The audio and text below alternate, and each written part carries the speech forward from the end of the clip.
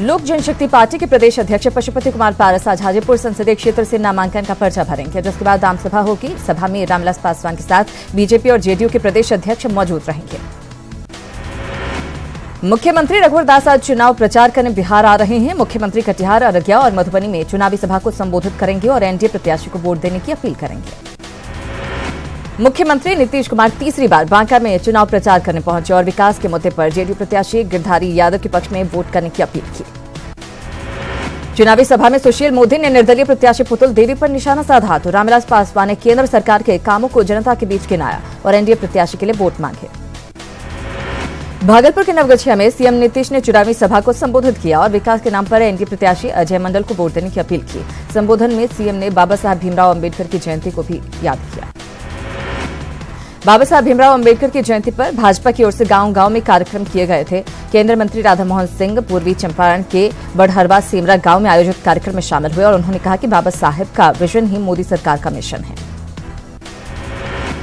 जहानाबाद में एनडीए की मीटिंग में शामिल होने पहुंचे जेडीयू महासचिव आरसीपी सिंह ने तेजस्वी यादव पर कटाक्ष किया और सभी सीटों पर जीत की बात कही। बीजेपी प्रभारी भूपेंद्र यादव ने लोगों से बीजेपी को वोट देने की अपील की।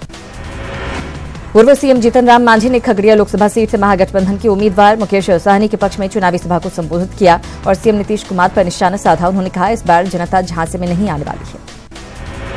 अलौली प्रखंड के शुंभा गजी घाट गांव में आयोजित चुनावी सभा में मांझी ने कहा कि सीएम की कुर्सी से हटाकर नीतीश कुमार ने महादलितों का अपमान किया है और जनता इसका बदला जरूर लेगी। उन्होंने खगड़िया से मुकेश सहनी को जिताने की अपील की। अररिया में चुनावी सभा के दौरान डिप्टी सीएम सुशील मोदी ने आरजेडी प्रत्याशी सरफराज आलम को आपराधिक प्रवृत्ति का बताया, जबकि रामविलास पासवान ने लालू एंड फैमिली पर जोरदार हमला बोला और प्रदीप सिंह के पक्ष में वोट मांगे। आरएलएसपी नेता उपेंद्र कुशवाहा तारिक अनवर के पक्ष में चुनाव प्रचार करने कटिहार के कदवा पहुंचे, जहां उन्होंने महागठबंधन के प्रत्याशी तारिक अनवर को वोट देने की अपील की। इस दौरान उन्होंने महागठबंधन उम्मीदवार की जीत का दावा किया।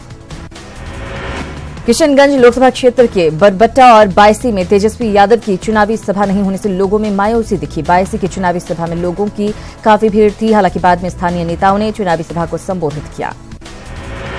हेलीकॉप्टर में खराबी की वजह से रविवार को आरजेडी नेता तेजस्वी यादव नवगछिया की चुनावी सभा में नहीं पहुंच सके। उनकी गैर मौजूदगी में आरजेडी प्रत्याशी बोलो मंडल और बिहपुर की विधायक वर्षा रानी ने सभा को संबोधित किया।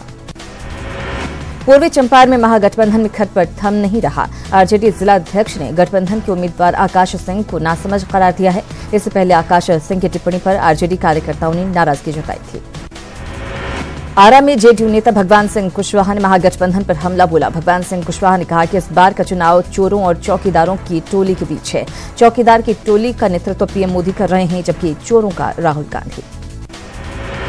मधुबनी के झंझारपुर लोकसभा क्षेत्र में रविवार को रालोसपा नेता उपेंद्र कुशवाहा ने चुनावी सभा को संबोधित किया। लखनऊ प्रखंड के जोरला हाई स्कूल मैदान में आयोजित चुनावी सभा में पूर्व केंद्रीय मंत्री उपेंद्र कुशवाहा ने महागठबंधन के उम्मीदवार गुलाब यादव को जिताने की अपील की। बांका लोकसभा सीट से निर्दलीय प्रत्याशी पुतुल कुमारी के पक्ष में उनकी बेटी श्रेयसी सिंह लगातार प्रचार अभियान में जुटी है। रविवार को श्रेयसी सिंह ने अकबरनगर, सुल्तानगंज, गनगनिया समेत कई इलाकों में रोड शो किया और अपनी मां के पक्ष में वोट करने की अपील की। धनबाद में कांग्रेस में मचे घमासान की आग प्रदेश अध्यक्ष तक पहुंच गई है। कीर्ति आजाद के बाद अजय कुमार के खिलाफ भी काले झंडे और गो बैक के नारे लगाए गए। हालांकि अजय कुमार ने ददई दुबे का पत्ता कट जाने पर सफाई दी है। गिरिडीह के कई प्रखंडों में बीजेपी प्रत्याशी अन्नपूर्णा देवी ने दौरा किया, जहां उनका जोरदार स्वागत किया गया। इस दौरान उन्होंने कहा कि कोडरमा लोकसभा सीट से बीजेपी की जीत तय है। गुमला के पोजेगा में पूर्व मुख्यमंत्री अर्जुन मुंडा ने ग्रामीणों के साथ बैठक की। इस मौके पर उन्होंने कहा कि बतौर मुख्यमंत्री उन्होंने इस इलाके के विकास के लिए काफी काम किया है। अब सांसद के रूप में काम करने के लिए आशीर्वाद मांगने आया हूं। हजारीबाग से बीजेपी प्रत्याशी जयंत सिन्हा ने सामाजिक और व्यावसायिक संगठनों के लोगों से मुलाकात की। मुलाकात के दौरान जयंत सिन्हा ने सभी से अपने पक्ष में वोट की अपील की। विधानसभा के पूर्व स्पीकर उदय नारायण चौधरी ने जेडीयू और बीजेपी के गठबंधन को बेमेल करार दिया है। जमुई में उन्होंने कहा कि धारा 370 और राम मंदिर जैसे मुद्दों पर दोनों पार्टियों की राय बिल्कुल अलग है। आरजेडी नेता आलोक मेहता ने अररिया के पार्टी उम्मीदवार पर सुशील मोदी के हमले को आचार संहिता का उल्लंघन करार दिया है। साथ ही चुनाव आयोग से संज्ञान लेने की अपील की है। कृषि मंत्री प्रेम कुमार के खिलाफ पटना के खगौल में आदर्श आचार संहिता के उल्लंघन का मामला दर्ज किया गया है। हालांकि प्रेम कुमार ने कहा कि कार्यक्रम में मुख्य अतिथि के तौर पर शामिल हुए थे और उन्हें जानकारी नहीं थी कि कार्यक्रम की अनुमति ली गई है या नहीं। वाल्मीकि नगर के बीजेपी सांसद सतीश चंद्र दुबे ने निर्दलीय लोकसभा चुनाव लड़ने का ऐलान कर दिया है। टिकट कटने और ये सीट जेडीयू के खाते में जाने के बाद से सतीश चंद्र दुबे बागी हो गए हैं।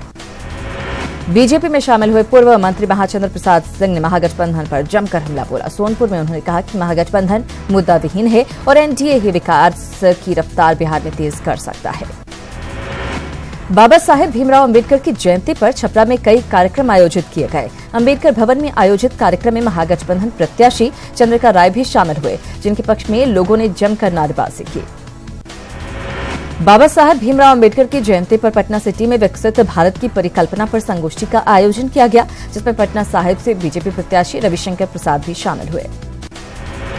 प्राइवेट स्कूल वेलफेयर एसोसिएशन की ओर से आयोजित संगोष्ठी में भारत की विकसित राष्ट्र बनने की संभावनाओं पर गंभीर चर्चा की गई। साथ ही सरकार की ओर से किए गए कार्यों पर भी मंथन किया गया। धनबाद की जेल में बंद झरिया विधायक संजीव सिंह के छोटे भाई सिद्धार्थ गौतम उर्फ मनीष सिंह निर्दलीय प्रत्याशी के रूप में 22 अप्रैल को अपना नामांकन करेंगे। सिद्धार्थ गौतम ने विजन धनबाद के नाम से अपना चुनावी घोषणा पत्र भी जारी कर दिया है।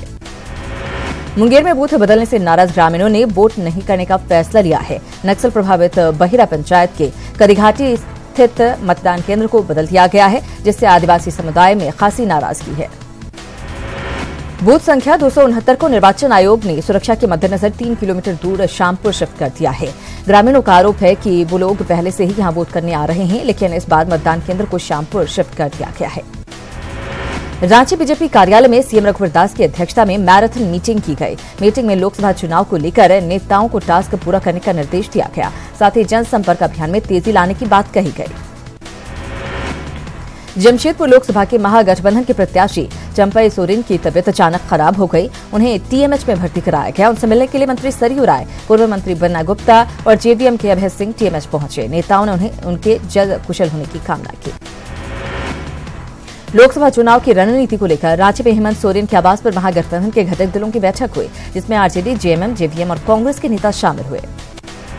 रांची में चैम्बर ऑफ कॉमर्स की पहल पर जनता की अदालत में बीजेपी के संजय सेठ और कांग्रेस के सुबोधकांत सहाय का आमना सामना हुआ। इस दौरान दावों और वादों पर दोनों प्रत्याशियों से जनता ने खूब सवाल दागे। लालू की सुरक्षा में लगे नशेड़ी जवान के उत्पात पर न्यूज 18 की खबर का असर हुआ है। 8 महीने से तैनात ज्यादातर जवान को बदल दिया गया है। शराब के नशे में जवान ने मारपीट कर सीनियर का हाथ तोड़ दिया था। चुनावी मौसम में मोदी बंडी का क्रेज लोगों के सिर चढ़कर बोल रहा है। समर्थकों के साथ साथ विरोधियों में भी मोदी बंडी की जबरदस्त डिमांड है। सुप्रीम कोर्ट के आदेश के बाद आज पूर्व मंत्री योगेंद्र साव रांची सिविल कोर्ट में सरेंडर कर सकते हैं। योगेंद्र साव की याचिका पर सुनवाई करते हुए न्यायमूर्ति एसए बोबडे की कोर्ट ने 15 अप्रैल तक हर हाल में आत्मसमर्पण करने का आदेश दिया था। हजारीबाग में सरकारी काम में बाधा पहुंचाने समेत कई संगीन मामलों को लेकर सुप्रीम कोर्ट में सुनवाई हुई थी, जिसमें झारखंड सरकार के वकील तपेश कुमार सिंह ने सुप्रीम कोर्ट को जानकारी दी थी कि योगेंद्र साव के खिलाफ चल रहे बरका गांव के समेत सभी 18 मामलों को हजारीबाग से रांची की अदालत में ट्रांसफर कर दिया गया है। योगेंद्र साव पर बरका गांव में सरकारी काम में बाधा डालने, एनटीपीसी की जमीन अधिग्रहण के दौरान अधिकारियों पर हमला करने, बीडीओ के साथ मारपीट समेत पुलिस टीम पर भी हमला करने का आरोप है। चुनावी मौसम में योगेंद्र साव को लेकर सियासत भी खूब हो रही है। सीवान में शराब के नशे में धुत एक शख्स ने काफी देर तक हंगामा किया और एक ट्रक ड्राइवर की पिटाई कर दी। इससे भड़के लोगों ने आरोपी की पिटाई की और फिर पुलिस के हवाले कर दिया। वैशाली में 600 कार्टन शराब के साथ एक ट्रक और तस्कर को गिरफ्तार किया गया है। शराब का खेप सीमेंट के बीच पाकर लाया जा रहा था, जिसे चुनाव के दौरान खपाने की योजना थी। जब्त शराब की कीमत करीब 40 लाख रुपए बताई जा रही है। मुजफ्फरपुर में एक महिला कैदी ने जेल अधीक्षक पर यौन शोषण का आरोप लगाया है। महिला ने पीएम मोदी को चिट्ठी लिखकर इंसाफ की गुहार लगाई थी, जिसके बाद पीएमओ ने मामले पर संज्ञान लिया और जिला प्रशासन को जांच के आदेश दिए हैं। पीएमओ के आदेश पर डीएम ने 5 सदस्यीय जांच टीम गठित कर दी है और रिपोर्ट के आधार पर दोषियों पर कड़ी कार्रवाई की बात कही है। पीड़ित महिला का आरोप है कि जब वो जेल में बंद थे, तब जेल अधीक्षक उसकी बेटी के साथ आवास पर दुष्कर्म करता था। पटना के केसरी नगर में चोरों ने 42,000 कैश और लाखों के जेवर उड़ा लिए। घर के लोग किसी समारोह में शामिल होने गए थे। इसी दौरान इस वारदात को अंजाम दिया गया। नवगछिया में नरेंद्र राम नाम के शख्स की गोली मारकर हत्या कर दी गई। मृतक का आपराधिक रिकॉर्ड रहा है और बताया जा रहा है कि आपसी रंजिश में उसकी हत्या की गई है। कैमूर में एक बाइक सवार को बचाने के चक्कर में बस पेड़ से जा टकराई। हादसे में 2 की मौत हो गई, जबकि 20 से 24 यात्री घायल हो गए। दुर्घटना भभुआ मोहनिया पथ के मारीचाव गेट के पास हुई। अरवल में NH 110 पर बाइक और ट्रक की टक्कर में 2 लोगों की मौत हो गई। घटना के बाद आक्रोशित लोगों ने मुआवजा की मांग को लेकर करीब 2 घंटे तक सड़क जाम रखा।